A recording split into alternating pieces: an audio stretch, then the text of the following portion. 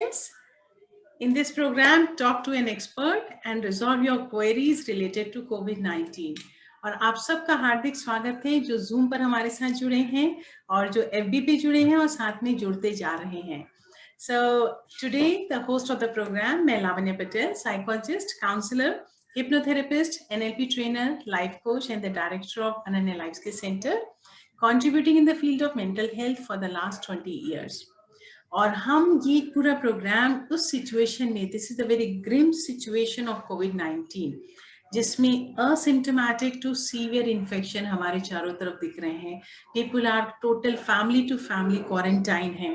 chaotic lifestyle है जो youngsters की इस समय हो रही है एंड कंप्लीटली अनप्रिडिक्टेबल लाइफ, क्योंकि रोज जैसी एफबी खोलो तो कहीं ना कहीं किसी न किसी की डेथ हम देख रहे हैं. लॉकडाउन है, नाइट कर्फ्यू चल रहा है, बहुत स्ट्रेस है, डिप्रेशन है, एंजाइटी है और बहुत सारे लोगों के लॉस भी हो गया जॉब का.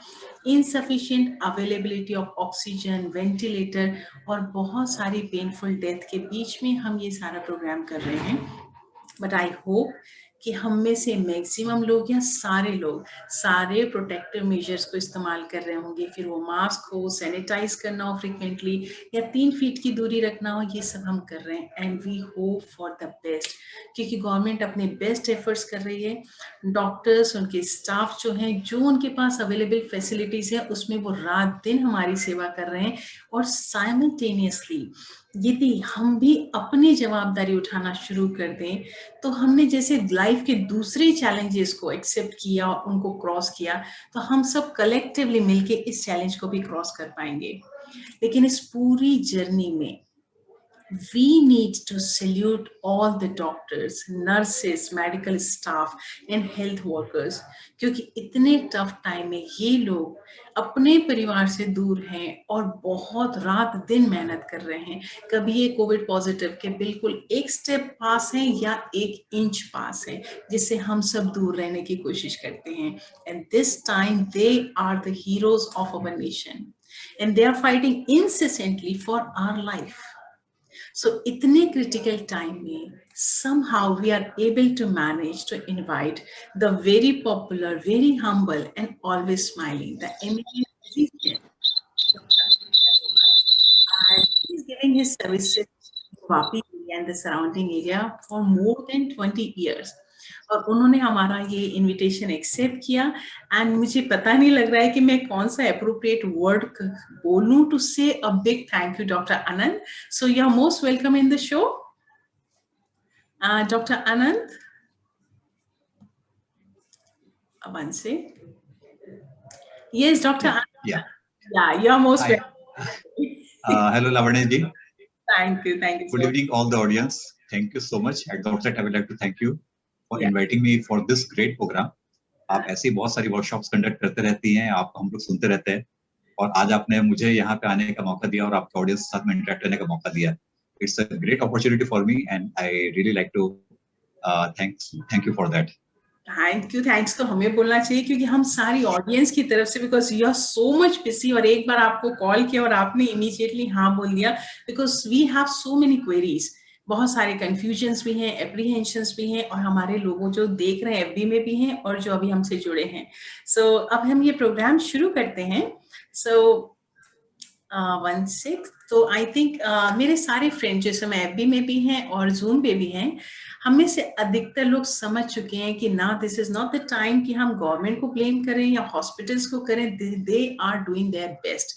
Now this is a time to take the responsibility कि हम अपने वेलबींग का ध्यान रखें. लेकिन अभी भी बहुत सारे लोग कंफ्यूज्ड हैं, एप्रीहेंसिव हैं कि ट्रीटमेंट प्लान कैसा हो रहा है, हमें प्रॉपर प्रिवेंटिव मेजर्स कैसे रखने हैं, क्योंकि कई लोग कहते हैं हम बाहर नहीं भी जा रहे हैं, हम क्वारंटाइन है, फिर भी हम इन्फेक्टेड हो रहे हैं. इस समय इतना स्ट्रेस है, एंजाइटी है, डिप्रेशन भी हो रहा है. सो इंजेक्शन की कभी सुनते हैं हम अवेलेबिलिटी भी नहीं है, कभी मेडिकेशन भी प्रॉपर नहीं है. तो ये सारी चीज़ों के बारे में जानना, एंजाइटी डिप्रेशन से अपने को कैसे बचाना, तो ये सारी चीज़ों को आप इस प्लेटफॉर्म पे पूछ सकते हैं. और I think this platform is now open to ask. So हमारे सारे दोस्त जो फ्रेंड्स अभी ज्वाइन किए हुए हैं जूम पे, so they can start with the question. So doctor Anant is available, I am here. So whatever you ask to question, query अपनी सॉल्व करना चाहते हैं तो आप पूछ सकते हैं. You can unmute yourself and you can ask. Yes. Anybody who wants to come forward? Yes. Hello. Yes, yes. हाँ, who is this? This is Neha Jaiswal. Yeah. हाँ, या नेहा जी. लावण्य, ये बताइए कि सेलिब्रिटी की डेथ और हमारे आसपास के लोग जो मर रहे हैं, ऐसे में जो एंजाइटी और घबराहट लोगों में बढ़ रही है, उस समय हमें क्या करना चाहिए? Right. So, Dr. Anant, what we can suggest? Yeah, Doctor. I think this is a question pertaining to anxiety. I think you can better answer this. अच्छा, अब इसमें जब बहुत ज्यादा एंजाइटी हो रही है, एक्चुअली हम रोज जैसे ही एफबी खोलते हैं तो बहुत सारे डेथ्स भी देख रहे हैं और बहुत सारे लोग अपने आसपास देख रहे हैं. So it is very natural कि समय स्ट्रेस भी है, एंजाइटी और डिस्ट्रेस भी है. तो the environment is same for everyone, लेकिन सबका रिएक्शन एक जैसा नहीं है, because now this is a matter of conscious choice. क्योंकि कुछ चॉइसेस हैं जिससे हम एंशियस हो रहे हैं, डिप्रेस्ड हो रहे हैं, कुछ सुसाइडल भी हो रहे हैं, बहुत सारा स्मोकिंग है, वायलेंस और सब चीजें भी बढ़ रही हैं. लेकिन कुछ जगह ऐसे भी रिस्पॉन्सेस हो रहे हैं जिसमें people are learning yoga, meditation, नई स्किल सीख रहे हैं, फैमिली बॉन्डिंग बना रहे हैं, नई नई रीडिंग प्लेइंग मेथड्स डेवलप कर रहे हैं, फैमिली रिचुअल्स बना रहे हैं. तो यदि हम एक कॉन्शियस चॉइस करें कि हमें अपने आप को इस समय, because this is a tragic scene for everyone, इस समय हम अपने को कैसे एंजाइटी से बचाएं, तो उसके लिए if you can ask some questions to ourselves कि हम बार बार मीडिया में जाके बार बार ऐसी न्यूज पढ़ के कहीं ओवर एस्टिमेट तो नहीं करें, because we are taking the precautions also. Number 2 ये है कि चैलेंज हमारी लाइफ में सिर्फ ये पहला चैलेंज तो नहीं है, बहुत सारे हमने चैलेंजेस क्रॉस किए जिसमें हम बिल्कुल अकेले भी रहे. उस समय हमने कौन सी स्ट्रैटेजी ली थी अपने को प्रोटेक्ट करने में, अपनी फैमिली को लिए क्या थॉट क्रिएट किए थे, और हम इस समय what is the best possible way जो हम पॉजिटिव स्टेप ले सके, उसके बारे में यदि सोचते हैं तो हम उसके बारे में बहुत पॉजिटिवली कंस्ट्रक्टिवली कर भी सकते हैं. सो आई थिंक एंजाइटी और डिप्रेशन के केसेस हम और भी ले लेंगे, बिकॉज डॉक्टर अनंत जो हैं ही इज वेरी बिजी और मैं उनको बहुत देर तक ऑक्यूपाई नहीं करना चाहती हूँ. सो डॉक्टर अनंत के लिए जो क्वेश्चंस हैं वो आप पूछते जाएं. यस, बिकॉज बहुत सारे क्वेश्चन मेरे पास व्हाट्सएप पे भी आए हैं. Yes, anybody?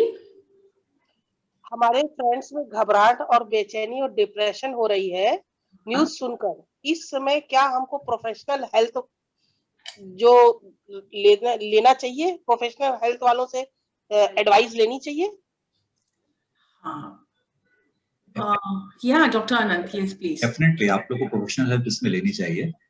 ये अभी एंजाइटी डिप्रेशन ये बहुत ही कॉमन सिम्टम्स हो गया है, और अगर ये बहुत ज्यादा बढ़ता है तो आपकी इम्यूनिटी पे ये डैमेज करता है, आपकी इम्यूनिटी को ये कम करता है.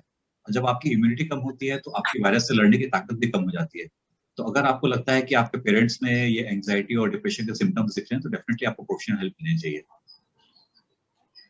Thank you sir, thank you. या yes, next question. Okay, ma'am, sir, I would like to ask, who is a high risk of developing this severe illness due to infection? Which age criteria is of a higher risk? देखिए, अभी जो ये second wave चालू हुई है corona की, इसमें कोई ऐसा एज क्राइटेरिया नहीं रह गया. अभी इन्फेंट से लेके हर एज के लोगों में देखा जा रहा है. और किसमें ज्यादा सीवियर इलनेस होगी तो कुछ उसके जो कोमॉर्बिड रिस्क फैक्टर्स थे, जैसे फर्स्ट वेव में हमने देखा कि जिनको डायबिटीज थी उनमें ये बीमारी ज्यादा हो रही थी, जिनको हार्ट ब्लड प्रेशर था, जिनको हार्ट की तकलीफ थी, जिनका वजन ज्यादा था. अभी मेरे एक्सपीरियंस से मैं सेकंड वेव में देख रहा हूँ कि जिनका वजन ज्यादा है, ओबीस पेशेंट्स को ये बीमारी की सीवियरिटी काफी ज्यादा हो रही है, उनको कॉम्प्लिकेशंस भी काफी ज्यादा हो रही है. जो अभी मैक्सिमम जिस एज में सबसे ज्यादा पेशेंट्स हमारे पास में आ रहे हैं और जिनमें काफी ज्यादा मॉर्टेलिटी भी हो रही है, डेथ भी हो रही है, वो है 45 to 60 years of age group. More than 60 years of age group में तो वैसे भी कुछ ना कुछ कोमॉर्बिड कंडीशंस रहती हैं. बट अभी जो हम सेकंड वेव में देख रहे हैं वो 45 to 60 years of age group है, जो काम पे जाने वाले लोग हैं, जो अभी जिनके बच्चे भी छोटे हैं, जिन पे पूरी परिवार की जिम्मेदारी है, वो इससे सफर कर रहे हैं और काफी सीरियसली सफर कर रहे हैं. और उनमें उसकी वो डेथ करके इंसिडेंट्स भी ज्यादा देखने को मिल रहा है.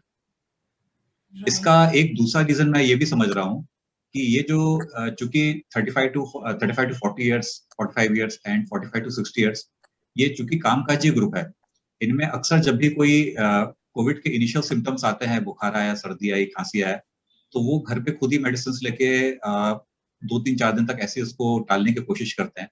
फिर आसपास कहीं छोटे मोटे जगह पे दिखा के कुछ और दवा लेके और उसको 4-5 दिन 6 दिन खींचने की कोशिश करते हैं। उसको उनको लगता है कि नहीं, मैं तो हेल्दी हूँ, मुझे कोई तकलीफ नहीं है और मुझे कुछ इसकी प्रॉब्लम नहीं होगी। मगर जब वो 6-7वें दिन के बाद में जब बीमारी खुल के सामने आती है, तो कई बार वो हमारे कंट्रोल के भी बाहर हो जाती है। तो इसलिए मेरी रिक्वेस्ट है कि आप किसी भी एज ग्रुप के हों, जैसे ही आपको कोई भी सिम्टम्स नजर आता है, आप इमीडिएटली जितना जल्दी से जल्दी हो सके डॉक्टर को मिलिए, उनकी सलाह लीजिए, फोन पे बात करिए, वीडियो कंसल्टेशन करिए, जा सकते हैं तो जाके दिखाइए, ताकि आपको तुरंत ही शुरुआत में ही सही सलाह मिल जाए और उसको हम आगे बढ़ने से रोक सकें। ये वायरस जो है शुरू के 7 से 9 दिन बढ़ने का काम करता है, उसके बाद में जो वायरस तो खत्म हो जाता है, मगर वायरस की वजह से जो शरीर के अंदर डैमेज हो जाता है, उसकी सारी कॉम्प्लिकेशंस आगे देखने को मिलती है। तो शुरू के जो 7 to 9 डेज है, they are very very important. उसमें अगर हम पेशेंट को संभाल लेते हैं तो कई बार आगे की कॉम्प्लिकेशंस को भी हम रोक सकते हैं। Right, very good, thank you so much. Next question, anybody else? Yeah, Dr. Saab, I want to ask about the remdesivir injection. Now everybody is after that, so how it's really helpful? देखिए, remdesivir एक antiviral injection है और जब patient की condition ज्यादा खराब होती है तब ये इंजेक्शन हम देते हैं कि इस उम्मीद के साथ में कि ये वायरस को मारेगा और बॉडी की इम्यूनिटी को थोड़ा सा हेल्प करेगा फाइट करने में, वायरस से, बचे हुए वायरस से हेल्प करेगा। जब कोविड की फर्स्ट वेव थी तो ये इंजेक्शन काफी इफेक्टिव था और ऑलमोस्ट जितने भी पेशेंट्स हमने इस्तेमाल किया, इसने अच्छा काम किया और जो पेशेंट लेट भी आते थे, 7 दिन, 8 दिन, 10 दिन बाद भी आते थे, उसमें इंजेक्शन अच्छा काम किया। मगर सेकेंड वेव में जो वायरस है, ये थोड़ा सा म्यूटेंट वायरस है, वेरिएंट वायरस है और ये वायरस रेमडेसिविर को इतना अच्छा काम नहीं कर रहा है। मगर तभी भी हम लोग काफी पेशेंट्स में ये रेमडेसिविर के इंजेक्शंस जो डिटोरेट होते हैं उनमें देते हैं, इस उम्मीद के साथ में कि अगर कुछ भी थोड़ा बहुत भी इसने कर कुछ काम किया तो हमारे पास में पेशेंट को बचाने की उम्मीद बढ़ जाती है। वैसे अभी जो एम्स की नई गाइडलाइंस आई है उसमें उन्होंने कहा है कि इसकी बहुत ज्यादा जरूरत नहीं है और अभी मार्केट में इसकी बहुत ज्यादा शॉर्टेज, किल्लत चल रही है, ब्लैक मार्केट ही चालू हो गई क्योंकि एक बहुत जरूरी इंजेक्शन था, डुप्लीकेट इंजेक्शन मिलने मार्केट में चालू हो गए। तो ऐसा नहीं है कि रेमडेसिविर एक जादू की छड़ी है और जिसको दिया तो उसको बहुत ज्यादा मैजिकल कुछ रिस्पॉन्स आएगा, मगर कुछ सेलेक्टेड पेशेंट्स में ये जरूर अभी भी अच्छा काम करता है। तो इसी उम्मीद के साथ में हम लोग लगाते हैं कि शायद अगर इसमें अच्छा काम कर गया तो एक पेशेंट के लिए उम्मीद ज्यादा, बचने की उम्मीद ज्यादा बढ़ जाती है। तो वो पेशेंट जिनका ऑक्सीजन का लेवल इंस्पाइट ऑफ मेडिसिन अगर कम होता चला जा रहा है तो उनमें हम ये इंजेक्शन यूज करते हैं। पहले थोड़ा सा लेट इंजेक्शन यूज करते थे, आजकल जल्दी इंजेक्शन, अगर फीवर कम नहीं हो रहा है, ऑक्सीजन का लेवल फॉल होता जा रहा है, ब्लड पैरामीटर्स खराब हो जाते हैं, सीआरपी की वैल्यू बढ़ती आ रही है, फेरेटिन की वैल्यू बढ़ते जा रही है, तो हम ये इंजेक्शन जल्दी यूज करते हैं। सर, इसके बाद कुछ ऐसे एग्जाम्पल भी सुनने में आ रहे हैं कि वो हार्ट अटैक्स आ रहे हैं, फिर ये बिकॉज ऑफ दीज इंजेक्शंस ही है वो? सर नहीं, इंजेक्शन की वजह से हार्ट अटैक नहीं आ रहा है, इंजेक्शन की वजह से किडनी और लिवर में तकलीफ हो सकती है और ये इंजेक्शन के लिए कॉन्ट्राइंडिकेशन है। अगर किसी का लिवर कमजोर है या किडनी में उसको तकलीफ है, क्रिएटिनिन हाई है, तो ये रेमडेसिविर इंजेक्शन उनके लिए नहीं है। जो कोविड का वायरस है ये इन्फ्लेमेशन करता है।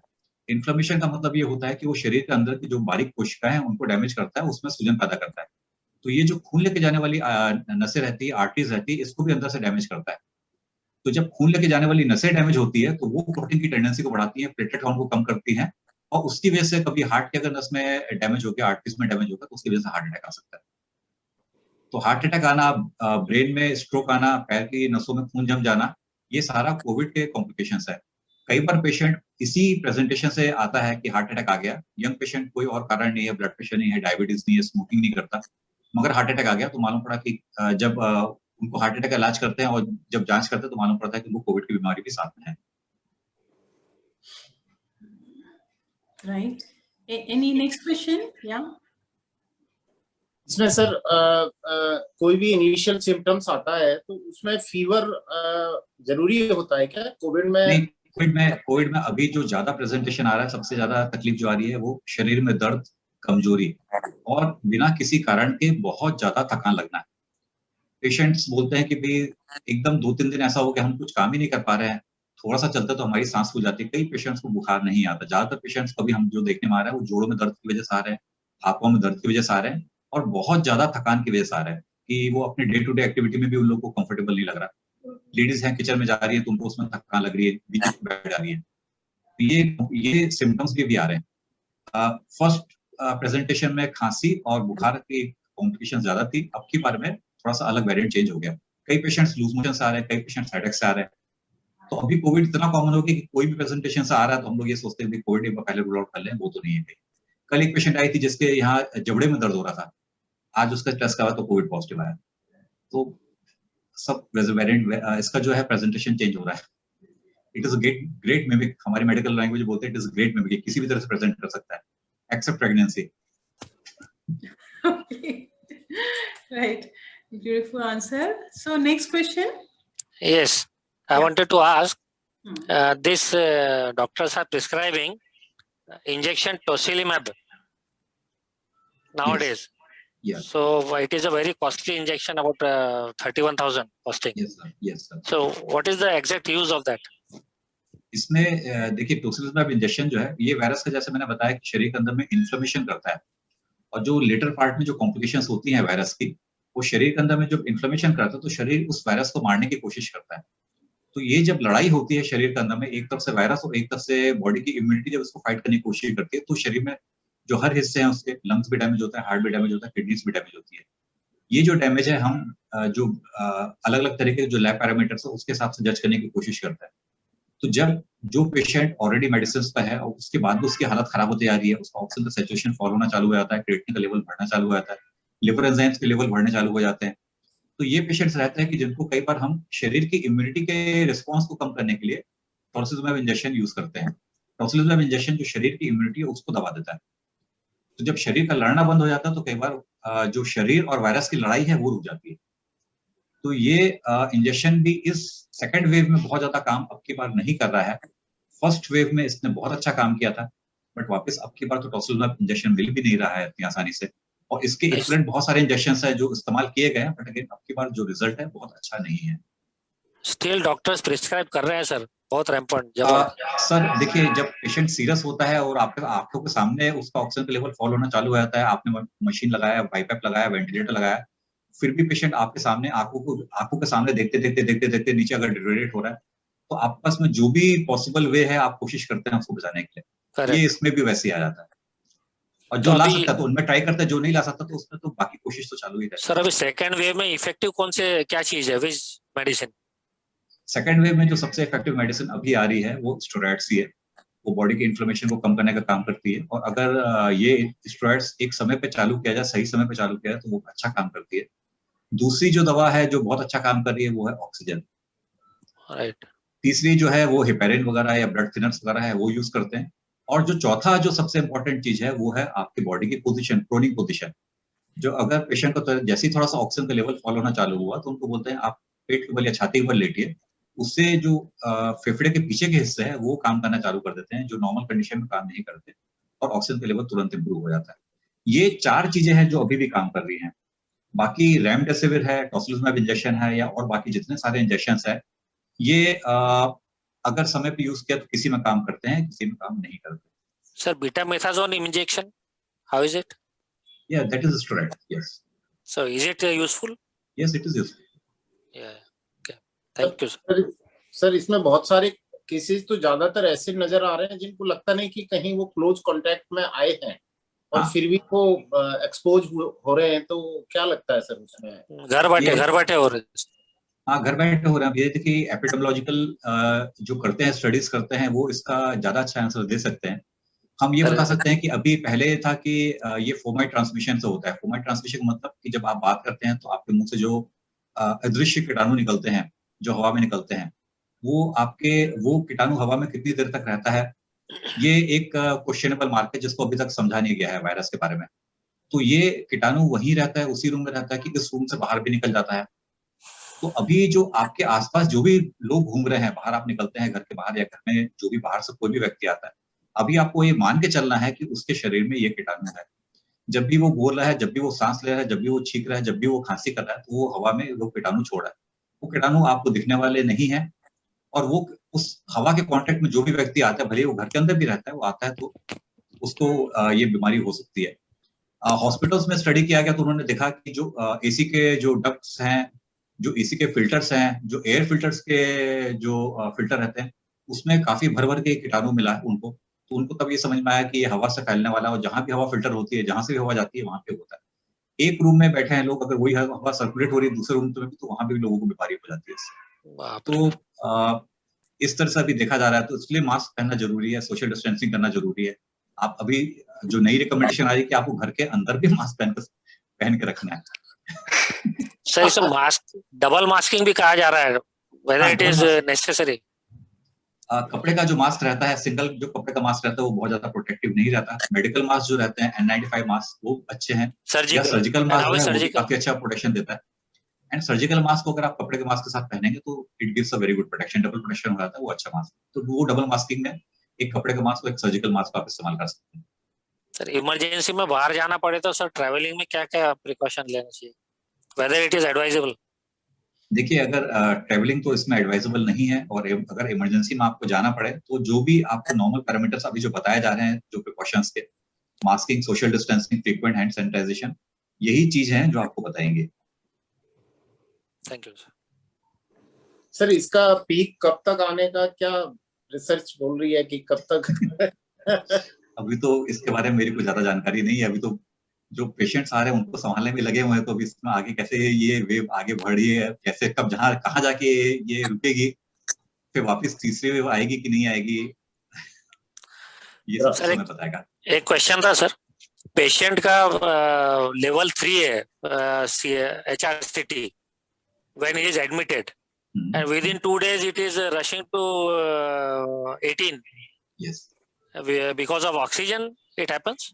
नहीं, देखिए ये जो ऑक्सीजन देने से बढ़ता है क्या सर? नहीं, ऑक्सीजन देने से नहीं बढ़ता। जैसे आपको मैंने बताया शुरू में कि ये बीमारी शुरू से 7 से 9 दिन में वायरस आपकी बॉडी के अंदर में रेप्लिकेट करता है, बढ़ता है, और आपकी बॉडी इम्यूनिटी उससे कितना फाइट करती है इस पर डिपेंड करता है। अगर आपने शुरुआत के दिनों में CT स्कैन करवा लिया है तो वो बहुत कम बीमारी दिखाता है, लेस देन 5% दिखाता है, या आप जैसा बोल रहे हैं 3 का स्कोर दिखाता है। मगर अगले 4 दिन बाद में देखेंगे तो वो बीमारी जैसे बढ़ती जाएगी तो स्कोर बढ़ जाता है उसमें। But he is on medication. मैंने आपको बताया कोई मेडिसिन अभी ऐसी नहीं है, चाहे रेमडेसिविर हो, चाहे फेविपिराविर हो, चाहे टोसिलिजुमैब इंजेक्शन हो, जो किसमें वर्क करेगी वो नहीं मालूम। बहुत खतरनाक है सर। सर ये विटामिन C, विटामिन D ये तो यूजफुल रह रही है सर। देखिए, विटामिन C, विटामिन D और जिंक वगैरह जो इस्तेमाल करते हैं कि हम कई वायरल इन्फेक्शन अगर आपको मालूम हो, कोई ऐसी खास दवाएं होती नहीं, ज्यादातर वायरल इन्फेक्शन की कोई खास दवा होती नहीं, और ये सेल्फ लिमिटिंग रहते हैं। कोई भी वायरस शरीर के अंदर में जाता तो बॉडी की इम्यूनिटी उसको तेजी से हराने की कोशिश करती है, और बहुत ही जल्दी 5 से 7 दिन के अंदर में अक्सर बॉडी की इम्यूनिटी उसको कवर कर भी लेती है। तो ये विटामिन C, विटामिन D और जिंक वगैरह जो भी देते हैं, ये बॉडी की इम्यूनिटी को थोड़ा स्ट्रेंथन करने के लिए ही इस्तेमाल करते हैं। तो कोरोना वायरस में भी ये विटामिन C, विटामिन D और जिंक जो इस्तेमाल करते हैं, ये बॉडी की इम्यूनिटी को हेल्प करने के लिए देते हैं। ये वायरस को मारने में कोई हेल्प नहीं करती।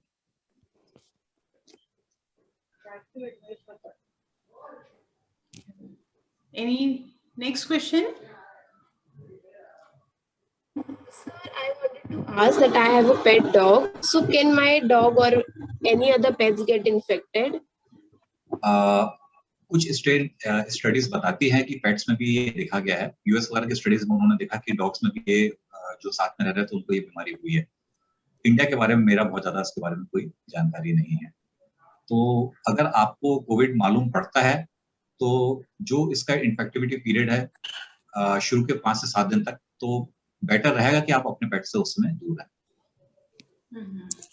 सर इन्फेक्ट होने के कितने दिन तक क्वारंटाइन रखना चाहिए पेशेंट को? देखिए, इसका जो आपको जिस दिन से सिम्टम्स आते हैं उसके 2-3 दिन पहले से ही आपको वो वायरस आपको 5 से 7 दिन पहले लगता है, और जब आपको बुखार आना जिस दिन से चालू हुआ उसके 2 या 3 दिन पहले से ही आपको एसिम्प्टोमेटिक फेज में रहते हैं, जब आपके अंदर वायरस भर के रहता है और आप दूसरों को खूब अच्छे से ये वायरस बांटते रहते हैं अगर आपने वो प्रिकॉशंस फॉलो नहीं करी है। जिस दिन से आपको बुखार आना चालू होता है उसके 5 से 7 दिन तक आपके अंदर शरीर में वायरस आएगा, मगर फिर वायरस की जो तेजी है वो बहुत तेजी से कम होती है। तो अक्सर 5 to 7 डेज में वायरस की जो तेजी रहती है आपके शरीर के अंदर में से खत्म हो जाती है। और उसके बाद में जो वायरस ने डैमेज किया वो चलता है, तो हमारा क्वारंटाइन का जो पीरियड रहता है वो कम से कम 10 दिन का तो स्ट्रिक्ट क्वारंटाइन रहता है। अगर किसी की इम्यूनिटी अच्छी नहीं रही तो भी वो वायरस 10 दिन तक जा सकता है, but to be on safer side हम सबको बोलते हैं कि भाई आपको एटलीस्ट 2 हफ्ते तक के लिए क्वारंटाइन में रहना चाहिए। RT-PCR निगेटिव आने के बाद भी क्वारंटाइन रहना चाहिए क्या? देखिए RT-PCR जो है, RT-PCR में एक चीज होती है जिसको बोलते हैं साइकिल थ्रेशोल्ड। वो ये देखता है कि आपके अंदर जो वायरस की मात्रा है वो कितनी है, उसके हिसाब से देखा जाता है। तो पहले जो था साइकिल थ्रेशोल्ड 40 के जो ऊपर वाले थे, आपके मतलब शरीर में अगर वायरस पकड़ा उसने, बट अगर उसके साइकिल सीटी जो वैल्यू थी 40 के ऊपर थी, तो RT-PCR की वैल्यू आपकी नेगेटिव आएगी रिपोर्ट में, ठीक है। अगर 40 के नीचे है तो RT-PCR पॉजिटिव आएगा। अभी गवर्नमेंट ने वो नॉर्म्स चेंज कर दिए हैं, अभी वो RT-PCR में 30 के ऊपर अगर जा रहा है रेप्लिकेशन साइकिल तो वो पॉजिटिव रिपोर्ट देंगे, अगर 30 के नीचे है तो नेगेटिव रिपोर्ट आएगी। तो आपके शरीर में वायरस हो सकता है, हल्का अमाउंट में वायरस हो सकता है, जो आप अभी भी किसी को दूसरे को दे सकते हैं, उसके बाद भी RT-PCR की वैल्यू आपकी नेगेटिव आ सकती है। दूसरी बात इसमें ये आती है कि RT-PCR is not a very 100% sensitive test. In spite of all the good precautions and best of methods, इसकी सेंसिटिविटी जो है वो अराउंड 75% तक है मैक्सिमम, 60 to 75% के बीच में वेरी करती है। सेंसिटिविटी का मतलब ये हुआ कि अगर 100 लोगों को भी ये बीमारी है तो 100 में से केवल 75 लोगों को ये बीमारी पॉजिटिव आएगी RT-PCR से, 25 लोग ऐसे रहेंगे जिनका RT-PCR नेगेटिव आएगा मगर उनको वायरस आएगा। तो इसलिए RT-PCR का अगर आपको सिम्टम्स हैं तो आपको प्रिकॉशन लेना चाहिए। नहीं सर, मेरे सर्वेंट को जैसे हुआ था पॉजिटिव, हाँ, और and now he is cured and he is negative, but can he spread? Weather he should be kept in quarantine? देखिए, अगर आपके सर्वेंट को हुआ था तो 10 दिन तक तो स्ट्रिक्ट क्वारंटाइन में रहना चाहिए, irrespective of his RT-PCR। Right. कई बार क्या होता है कि 10 दिन के बाद में अगर आपने RT-PCR किया वो उसके बाद भी पॉजिटिव आ सकता है, क्योंकि RT-PCR डेड वायरस और लाइव वायरस, जिंदा वायरस या मरे हुए वायरस के बीच में डिफरेंशिएट नहीं करता। तो 10 दिन के बाद में भी अगर आपका डेड वायरस कैरी कर रहा है तो पॉजिटिव इसकी रिपोर्ट आ सकती है। इसलिए RT-PCR केवल डायग्नोसिस पर करते हैं, नेगेटिव हो गया इसके लिए कभी भी RT-PCR। कितने दिन उसको quarantine? 14 days. 14 days, right. After that he won't be spreading? No, after that he won't be. After 10 days he won't be spreading, but still to be on safer side 14 days. Okay, thank you. Sir ये test करवाना था ऐसे कोविड-19 antibody total, और वो report है sir 24.69, पूरा red में दिखा रखा है, तो what does it mean sir? इसका मतलब कि आप बधाई हो गया, आपको हो चुका है और आप ठीक हो गया उससे, आपके शरीर में एंटीबॉडीज आ गई हैं इसकी। अच्छा, आपको ऑटो वैक्सीनेशन हो गया। अच्छा, ये तो रेड में दिखा रहे हैं, जो देख के डर गया मैं, तो वाइफ का करवाया था सर। और तो इसमें कुछ करना चाहिए सर? नहीं, कुछ नहीं करना चाहिए, बस it is good thing, bad thing. या it is good thing, it is good thing for you. अब आपको जल्दी से इन्फेक्शन होने के चांसेस कम हो गए, आपके शरीर में उस बीमारी से लड़ने की ताकत आ गई है। पार्टी करना चाहिए।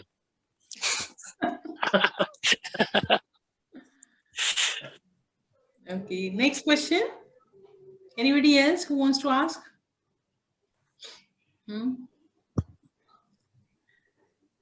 Yeah, एक क्वेश्चन डॉक्टर आनंद मेरे पास आया है कि प्रोटेक्शन मेजर जो होते हैं for person who are at home, जो घर पे हैं and recently visited the area where the covid is spreading, तो उसमें क्या प्रोटेक्शन ले सकते हैं वो घर पे?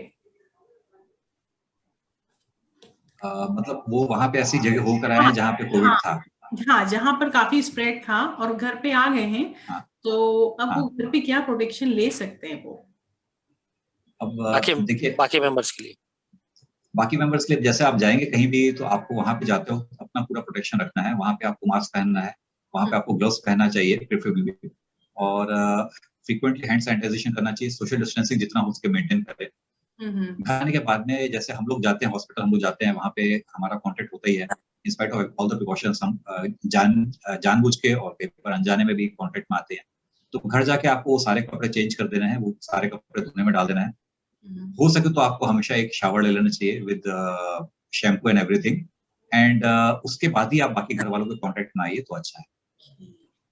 और अगर आपको उसके बाद में कभी लगता है कि आपका वहां पे जहाँ पे गए थे वहां पे अगर आपका कुछ जो सेफ्टी मेजर्स हैं उसमें कहीं कुछ कमी रह गई थी, तो बेटर रहेगा कि आप 5 से 7 दिन के खुद सेल्फ क्वारंटाइन हो जाइए, ताकि अगर आपको वायरस लगा है तो 5 से 7 दिन में आपको बुखार वगैरह या कुछ और सिम्टम्स आने चालू हो जाए।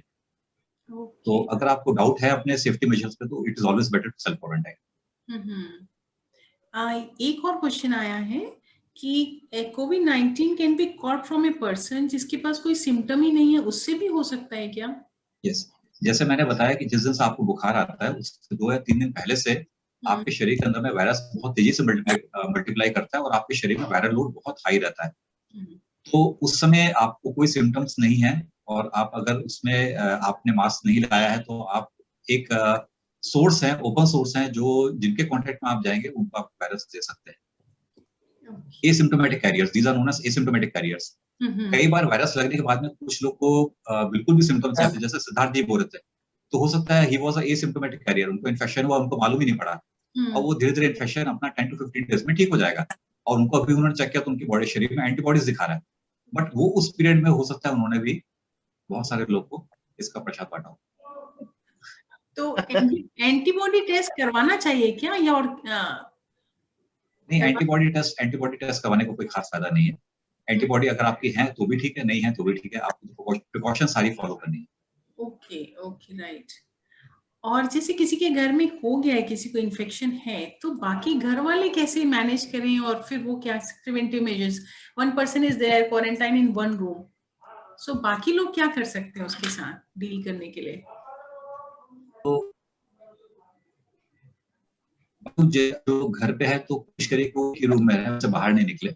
हाँ। घर पे अगर एक रूम में है तो उस रूम का वेंटिलेशन अच्छा रखने की कोशिश करें। अगर खिड़की वगैरह है तो खोल के उसको वेंटिलेशन उस रूम का अच्छा रखें। किसी घर के और मेंबर से बात करते वक्त उनको N95 मास्क पहनना चाहिए। N95 मास्क की सबसे अच्छा यूज वो है कि अगर जिस व्यक्ति को कोविड इन्फेक्शन है वो N95 मास्क पहनता है तो उससे जो वायरस का ट्रांसमिशन है वो बहुत हद तक रुक जाता है। N95 मास्क अगर सलाह पहनता तो उसको भी मिलने के चांसेस कम हो जाते हैं। सबसे अच्छा जो यूज है N95 मास्क का वो उनके लिए है कि जिनको कोविड का इन्फेक्शन है। उनके खाने के बर्तन, पानी का गिलास, चाय का कप, ये सारे अलग रखने चाहिए। उनको सेपरेट वॉशरूम का इस्तेमाल करना चाहिए जिससे कोई और व्यक्ति इस्तेमाल नहीं करे। उनके कपड़े, उनकी चादर, उनकी टॉवेल्स वो सब अलग धुलने चाहिए और ये सारा प्रिकॉशंस अगले 14 डेज तक लेना चाहिए। उनको खाना अलग रूम में अकेले खाना चाहिए, खाना सबके साथ बैठ के नहीं खा सकते। ये चीज का कुछ खास ध्यान रखेंगे तो बाकी घर वालों को इन्फेक्शन होने के चांसेस नहीं रहेंगे। राइट। या नेक्स्ट क्वेश्चन। इसमें स्टीम का देखिए, स्टीम का बहुत ऐसा बोलते हैं 2 बार 3 बार आप स्टीम लीजिए। ये बेसिकली आपके नेजल जो पैसेजेस है उनको क्लियर करता है, गले में जो थोड़ी सूजन आ जाती है इसके साथ तो उसको कम करता है और सिम्प्टोमेटिक आपको रिलीफ देता है। एक्चुअली वायरस को मारता है कि नहीं मारता, दैट आई डोंट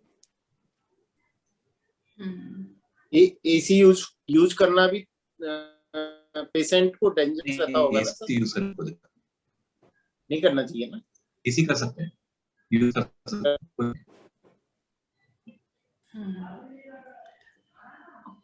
अच्छा, वन मोर क्वेश्चन डॉक्टर अनंत, कि ऑक्सीजन का लेवल लोग घर पे चेक करते हैं तो at what level they should consult doctor? Usually आपने बहुत ही इम्पोर्टेंट क्वेश्चन पूछा। यस, किसी भी व्यक्ति का जो हीमोग्लोबिन लेवल है, ऑक्सीजन सैचुरेशन, एक छोटा सा मशीन आती है पल्स ऑक्सीमीटर, उसका लगाएंगे ऑक्सीजन लेवल कितना। तो ये अभी तो मैं नहीं बोल जिनको बुखार रखना चाहिए, पल्स ऑक्सीमीटर इतना जरूरी चीज हो गया है कि सब घरों में ये होना चाहिए। मेरे हिसाब से ये सब घरों में होना चाहिए और सारे घर के मेंबर्स को कंपलसरी दिन में 2 बार 3 बार अपना ऑक्सीजन का लेवल चेक करना चाहिए। खासकर सवेरे एक बार आप घर में शाम को जाने पर अपना ऑक्सीजन का लेवल सब घर के लोग सकते हैं। ये जो उंगली में अपन सैचुरेशन देखते हैं, जो ऑक्सीजन को देखते हैं, ये आपके हीमोग्लोबिन ऑक्सीजन का लेवल है उसका इंडिकेटर है, एक रफ इंडिकेटर है और ये हमें आपका 85 या इससे ज्यादा रहना चाहिए। अगर ऑक्सीजन का लेवल 94 से नीचे हो रहा है आपको तुरंत डॉक्टर की सलाह लेनी चाहिए। अक्सर जो नॉर्मल कंडीशन रहती है कि अगर उसको खून का ब्लड लॉस गया तो उसका हीमोग्लोबिन लेवल कम हो गया, तुरंत सांस फूलनी चालू हो जाएगी, कोई पॉइजनस गैस लगी, कार्बन मोनोऑक्साइड लगी तो उसके बाद में उसका पेशेंट को सांस फूलनी चालू हो जाएगी, एस्थमा का पेशेंट सांस फूलनी चालू हो जाएगी, ऑक्सीजन का लेवल फॉल हो जाता है। एक बीमारी है जिसमें आपका ऑक्सीजन का लेवल कई बार इतना कम हो जाता है, 80 हो जाता है, 85 हो जाता है, 90 हो जाता है, एंड पेशेंट को कोई भी सिम्टम्स नहीं आते हैं। मेडिकली हम लोग इसको बोलते हैं happy hypoxia. Oxygen level fall उसको बोलते हैं हाइपोक्सिया। और हैप्पी हाइपोक्सिया इसलिए कि आपका ऑक्सीजन का लेवल 80 है बट आपको कोई दिक्कत नहीं है। अगर आप बैठे हैं तो आपको कोई दिक्कत नहीं है, जहां आपने चला तो आपको थोड़ा सा सांस की तकलीफ हो सकती है। तो इस वजह से भी बहुत सारे पेशेंट्स नेग्लेक्ट कर जाते हैं और बाय द टाइम वो जब डॉक्टर के पास पहुंचते हैं तो लेट हो जाता है। इसलिए सब लोग घर पे अपना ऑक्सीजन, सब घरों में एक ऑक्सीमीटर होना चाहिए, एंड जब भी आपका ऑक्सीजन का लेवल 95 पे नीचे जाता है तो आपको तुरंत मेडिकल सलाह लेनी चाहिए। Right, absolutely. Next question. Yeah. Any other? और कोई क्वेश्चन पूछना चाहेंगे? सर ये एक्चुअली डिजीज ऐसा लगता है कि this is a biological weapon. This is beyond my scope and I'll let it pass.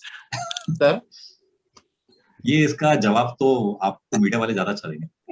नहीं, मीडिया वाले तो सर कुछ जवाब नहीं देंगे, लेकिन एक व्हाट्सएप पे इसकी बहुत सारी स्टडीज आई थी कि पास्ट में जब ये डिजीज आई उससे पहले इसके वैक्सीन कहीं बने थे, उसकी मीटिंग्स हुई थी, रिसर्च हुई थी, ये हुई थी, वो हुई थी, तो वो कोरिलेट करने से ऐसा लगता है कि they were already known that this is being होने जा रहा है ऐसा।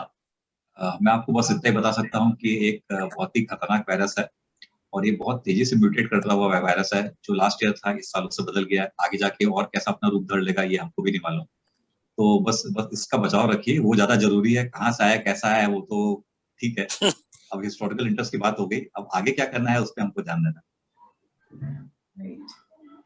Right. Any other question? जो भी और कोई पूछना चाहें? डॉक्टर अनंत, इसके सिवाय यदि कोई और इन्फॉर्मेशन जो हमारी छूट रही है जिसमें हमारे व्यूअर्स को ध्यान रखना चाहिए, जिनको हो गया और एक्चुअली जिनके वैक्सीन भी हो गए हैं लेकिन उसके बाद भी लोग जैसे डबल वैक्सीन हो गया उनका 2 dose, then they are very comfortable. I want to ask one question. Yes, you can. Is it safe to receive a food parcel or courier? Yes, madam, it is absolutely safe to receive food parcel and courier. If at the place of cooking, they are following the standard precautions.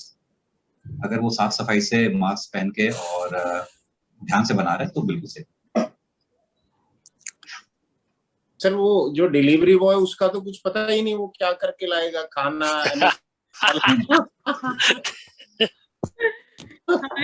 अब delivery boy से थोड़ा दूर रहिए तो कोई दिक्कत नहीं, but वो सामान को तो टच करेगा सर, तो उसका मतलब उसको कीप दैट गुड। वो सामान पैक रहेगा, आप उसको खोल के इस्तेमाल करेंगे, ताकि वो खाने में हाथ नहीं लगा रहा है, इसलिए कोई इतना दिक्कत की बात नहीं। So, Dr. Sir, after receiving the vaccine, what kind of precaution then we have to take? After receiving the vaccine, actually there is not much of precautions. Vaccine के बारे में, वैक्सीन के बाद में कई लोग थोड़ा सा 1-2 दिन के लिए बुखार वगैरह या सर में दर्द और कुछ सर्दी खांसी जैसा कुछ तकलीफ हो सकती है, जो कुछ केसेस में 5 से 7 दिन तक जा सकती है। कई बार लोग उसको नेग्लेक्ट कर जाते हैं, और अभी जो कोरोना की जो एपिडेमिक चल रही है, जितनी तेजी से चल रही है, बहुत बार ऐसा भी देखने में आया है कि आपको कोरोना का इन्फेक्शन था और उसके बीच में आपने वैक्सीन लगा लिया, फिर आपको बुखार आना चालू हुआ तो आपको लगा कि ये वैक्सीन की वजह से बुखार आ रहा है, जबकि वो बीमारी की वजह से बुखार था।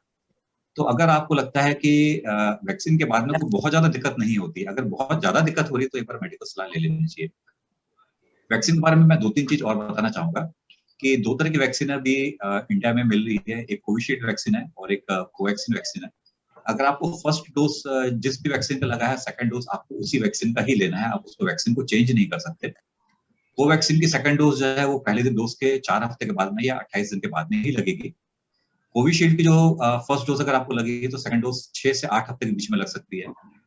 मगर मान लीजिए जैसे अभी वैक्सीन की थोड़ी कमी चल रही है, अभी आप जाएंगे तो कई बार आप वैक्सीन आपको हो सकता नहीं मिले, या अगर आप नहीं जा पा रहे किसी कारणवश और आपकी जो सेकंड डोज है वो लेट हो जाती है, तो भी कोई उसमें ऐसा बहुत ज्यादा चिंता की बात नहीं है। जैसा आपकी मान लीजिए कोवैक्सीन का 28 दिन से ज्यादा हो गए, सेकंड डोज तो आप ले ही लीजिए जब भी मिलती है आपको।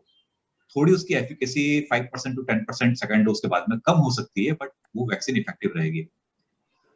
दूसरा, फर्स्ट डोज के बाद में जिनको अगर कोविड इन्फेक्शन हो गया है तो कोविड इन्फेक्शन होने के 1 महीने के बाद में वो सेकेंड डोज अपना ले सकते हैं। कई लोग ऐसे हैं जिन्होंने वैक्सीन नहीं ली है, उसके बाद उनको कोविड इन्फेक्शन हो गया है, तो कोविड इन्फेक्शन होने के 3 महीने के बाद में वो वैक्सीनेशन के लिए जा सकते हैं।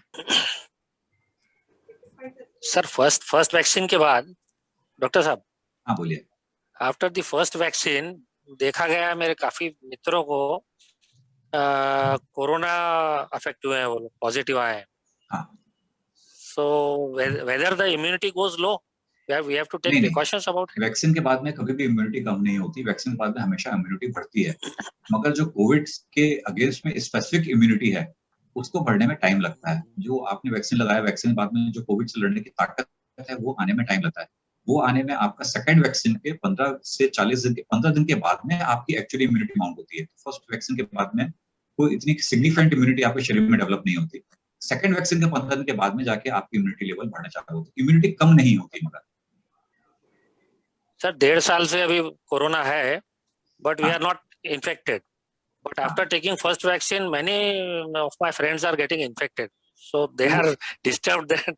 वो इन्फेक्शन होने का जो कारण है, वो जो वैक्सीन लेने के लिए वो जो गए उसके बीच में या उससे पहले से उनको वायरस उनके शरीर में रहा होगा, तो जो आना और जाना और बीच में कहीं ना कहीं उनके जो सेफ्टी प्रिकॉशंस है उसमें कहीं ढील हुई होगी, इसकी वजह से उनको वायरस पकड़ा।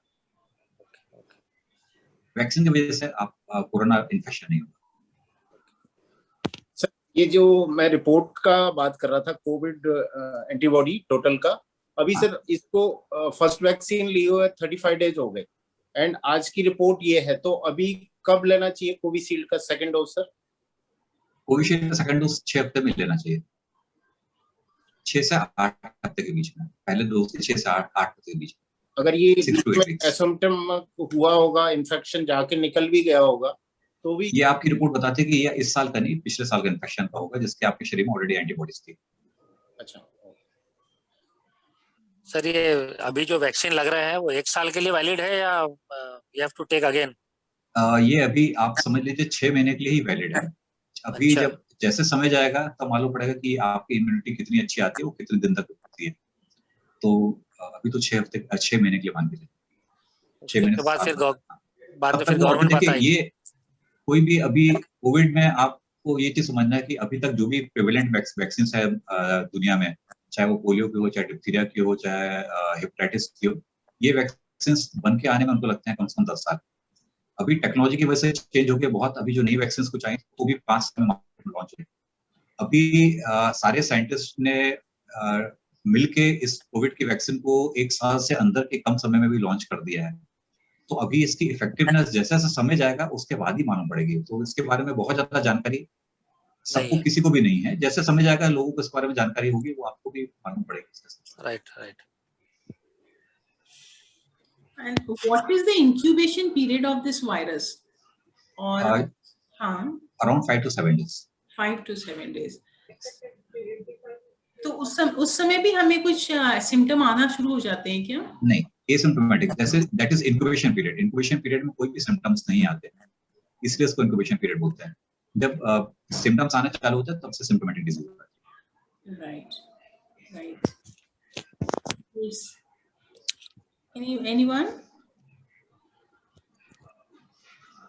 Anyone wants to ask?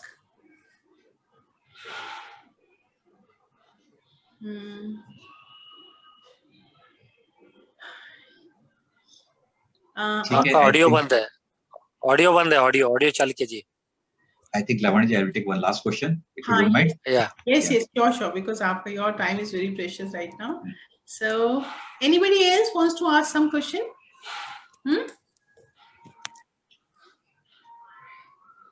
Yeah, I think all the queries are satisfied, right? Okay. Yes, please पूछ लीजिए। मैम, कोई भी अगर ऐसा फीलिंग आता है तो कैसे सर डॉक्टर को कंसल्ट करें? कोई प्रॉपर प्लेटफॉर्म हो, टेलीफोनिकली, वीडियोग्राफी या क्या जाके सर? या आपके जो भी फैमिली डॉक्टर्स हैं आप उनसे मिलिए, तो वो आपको गाइड करेंगे सर, है ना? राइट। ओके, ठीक है सर. हाँ, डॉक्टर आनंद, क्या बोलिए? Thank you so much for this wonderful opportunity, and I had a great pleasure talking to all of you. Thank you. Stay safe, stay healthy.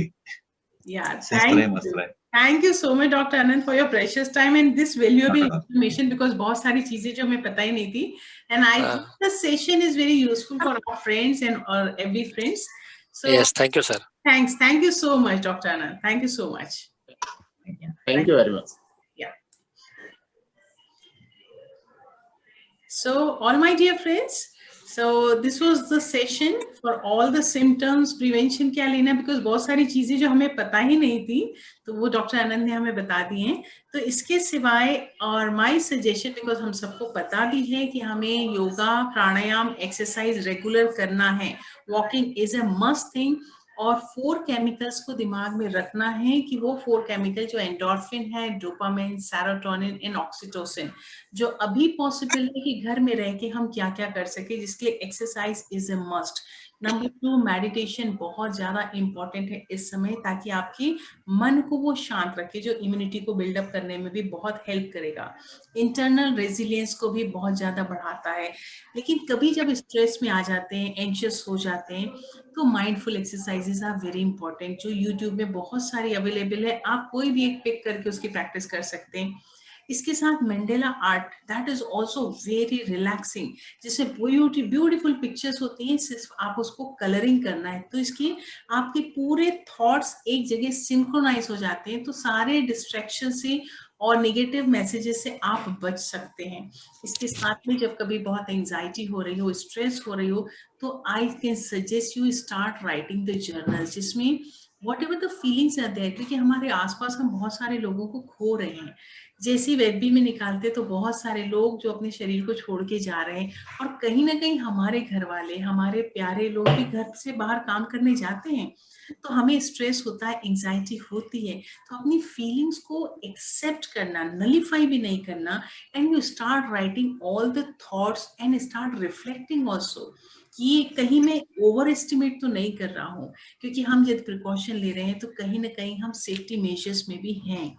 इसी के साथ, क्योंकि हम काफी डिस्कनेक्टेड हैं लोगों से फिजिकली, लेकिन online connection is very important, because we are the social human beings, कि हमें खुश रहने के लिए हमें लोगों की जरूरत है. तो आप रेगुलर वीडियो कॉलिंग कीजिए, ऑनलाइन लोगों के साथ बातचीत करते रहिए. And few exercises are very important. This is the mind practice, कि आप always look at the positive side of everything. जिस जगह आप बैठे हैं, बिल्कुल सामने की वॉल में, you give the practice to your mind कि इस दीवार में सबसे अच्छा क्या चीज है. You try to look it. आपके घर के जो भी मेंबर्स हैं, उनके अंदर अच्छा क्या है, आप उसको देखो और उसको प्रेस करना शुरू करो. अपने अंदर अच्छा क्या है, you look at the positive side of your personality also. So slowly with in 4-5 days हमारा ब्रेन ट्रेन हो जाता है कि हर घटना का पॉजिटिव एस्पेक्ट क्या है, because we got the time and the opportunity. क्योंकि हम सब हमेशा लाइफ में पैसा कमाना है, all the materialistic game, but this is the first time we are getting the life skills. जीवन को कुछ भी नहीं है, फिर भी हमें कैसे जीना है, कोई भी रिसोर्सेज नहीं है, फिर हमें कैसे जीना है. कई लोगों के जॉब चले गए, उसके बाद भी उन्हें कंफर्टेबल और रिलैक्स कैसे रहना है. सो ये सारी लाइफ स्किल्स हैं जो हमारे लिए भी बहुत इंपॉर्टेंट है, और हम जो रिएक्ट करेंगे उससे हमारे जो बच्चे हैं वो भी वैसा ही रिएक्शन सीखेंगे, क्योंकि लाइफ हमेशा सबका साथ नहीं देती. तो ये टाइम है जो हमें लाइफ स्किल्स सीखना, अपने माइंड को कैसे ट्रेन करना, और एटलीस्ट जो लोग बीमार हैं, जिनके घर में कोई बीमार है, तो at least we should invest 5 time. जब आप सुबह की चाय पीते हैं, तब एक बार उन सारे लोगों के लिए ब्लेसिंग्स कीजिए जो लोग बीमार हैं. जब लंच करते हैं तब एक बार, जब आप डिनर करते हैं तब एक बार, जब शाम का स्नैक्स लेते हैं तब एक बार, और जब रात को सोने जाते हैं. यदि हम 5 बार उन लोगों के लिए जिनको हम नहीं भी जानते, बट हमारा ह्यूमैनिटी का रिलेशन है, उनके लिए हम 5 टाइम्स यदि मेडिटेशन करते हैं, तो जब मेडिटेशन का इट्स वेरी साइंटिफिक इफेक्ट, जब आप मेडिटेट करते हैं किसी और के लिए, तो आपके ब्रेन में से सेरोटोनिन नाम का केमिकल भी निकलता है, which is giving you the sense of completeness and the pleasure, and you feel very very satisfied from your status. So my suggestion कि मेडिटेशन ये टाइम है जब आप लर्न करो और अपने ऐसे पीयर ग्रुप बनाइए जहाँ पर आप रेगुलरली कुछ टाइम फिक्स करो और अपने को एंगेज कर सको। और बहुत How about singing? How about singing? Singing is a very good hobby. आप उसको हॉबी, एंड जिनकी अभी हॉबी थी अब उसको अपना वो ऑनलाइन प्रोफेशन भी बना सकते हैं। आप अपने खुद के यूट्यूब चैनल चालू कर सकते हैं, आप उसमें डालिए ताकि लाइक माइंडेड लोग आपसे कनेक्ट हो सके। So this is also the one way to connect to the people, right? And this is the opportunity की वर्क फ्रॉम होम।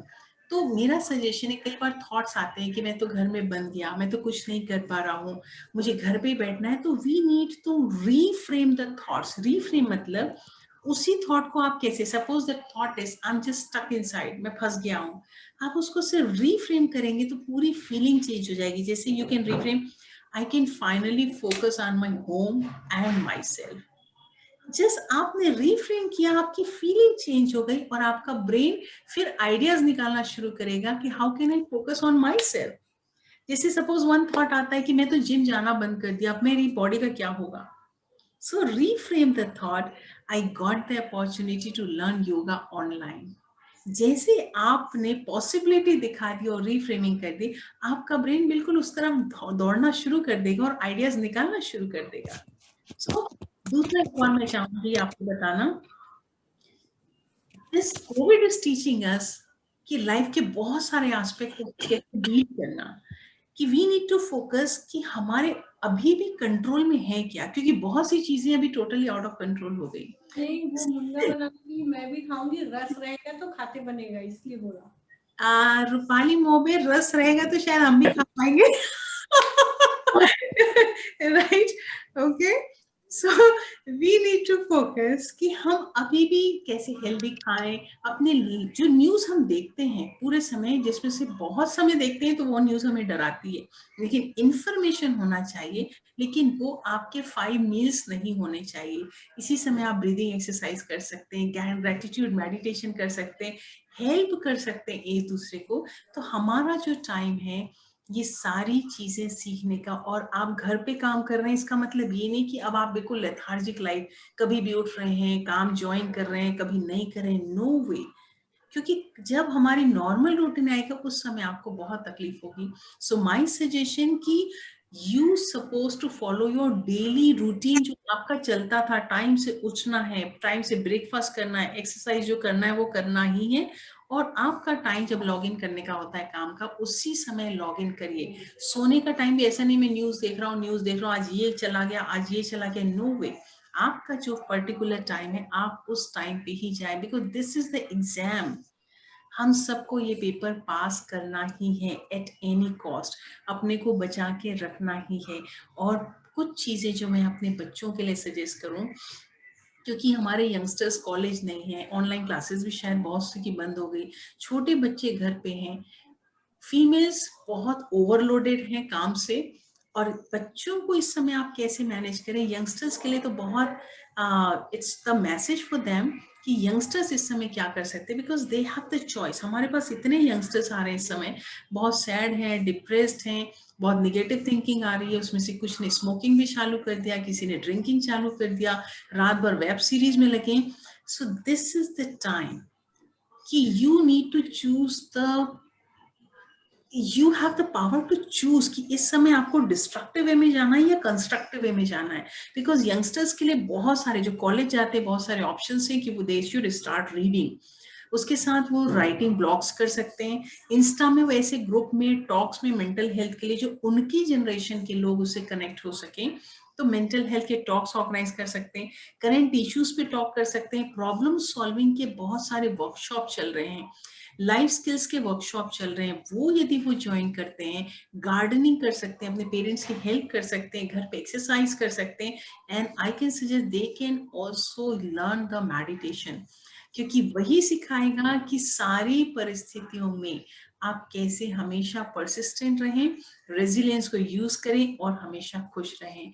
और छोटे बच्चों के लिए भी बहुत सारी चीजें जो हम इन्वॉल्व कर सकते हैं अपने परिवार में, उनको जो वीडियो वो देखते हैं, वीडियो गेम्स के उनके जो टाइम है उसको लिमिट कर दो आप 30 to 40 मिनट्स, उससे ज्यादा नहीं। लेकिन पेरेंट्स यदि 1 घंटा टोटल 24 आवर्स में से 1 घंटा माँ और 1 घंटा डैड यदि ये डिसाइड कर लेते कि फुल इन्वेस्टमेंट उनके साथ गेम खेलने में, चाहे कार्ड्स हो, चाहे कैरम हो, चाहे बोर्ड गेम हो, कुछ भी खेलने में, लाइफ के लेसन सिखाने में, बड़े बच्चे जो छोटे बच्चे को कुछ ना कुछ पढ़ाएं और उस पे आप उनको रिवॉर्ड दो, रीइंफोर्स करो, उनको स्टार चार्ट बनाओ, आज बच्चे ने ये किया, आज मॉपिंग किया, आज मिरर क्लीन किया, आज अपने कबर्ड साफ किया, और इन सब के लिए यदि आप उनको स्टार्स देने शुरू करो और वीक के एंड में उन्हें स्टार्स को यदि उनकी गिफ्ट्स में कन्वर्ट करो तो they are highly motivated to do all the household affairs, ताकि उनकी मॉम को भी मदद मिल जाए, फादर को भी मदद मिल जाए। So my suggestion to all of you, हम सब एक बहुत टफ टाइम से निकल रहे हैं, हमें पता है कि हमें क्या प्रिकॉशंस लेना, क्या प्रिवेंशन लेना। इस समय हम बाहर का खाना अवॉइड करना चाहें तो जरूर करें, जो होममेड है वही खाना खाएं, प्रिवेंटिव मेजर्स को लें और अपने मन को ध्यान रखना बहुत जरूरी है, सारा न्यूट्रिशियस फूड डालें। और इसी समय मैं आपको अनाउंस भी करना चाहूंगी, क्योंकि हमारे बच्चे अब स्कूल से भी फ्री हैं, एग्जाम से फ्री हो गए, तो उनके लिए हम समर कैंप भी कर रहे हैं। सिर्फ इसलिए कर रहे हैं समर कैंप, रीजन इज कि उनके अंदर हम तो सीख रहे हैं, लेकिन हमारे बच्चों को सिखाने के लिए बहुत जरूरी है कि इस समय हम उनको मेंटल हेल्थ क्या है वो सिखाएं, ब्रेन जिम क्या होता है वो सिखाएं। उनके लिए जरूरी है योगा मेडिटेशन क्या है, प्राणायाम कैसे करें, क्योंकि उनकी लाइफ का ये पहला चैलेंज है। और इस चैलेंज में यदि हम उनको ये सारी चीजें दे सकते हैं तो इसलिए हमने वो कैंप ऑर्गेनाइज किया, जो मंडे से शुरू हो रहा है। तो 2 कैंप हम कर रहे हैं, जिसमें उनके जो छोटे बच्चों का, जो 4th standard to 8th standard का जो बच्चों का कैंप है, जो 3rd से शुरू हो रहा है, 3rd मई मंडे से, जो पूरे मंथ चलेगा, जिसमें उनके स्टडीज को भी लिया जाएगा और इसके साथ में योगा, मेडिटेशन, ड्रीम जी, लाइफ स्किल्स, प्रॉब्लम सॉल्विंग, ये सारी training and art and craft का भी होगा।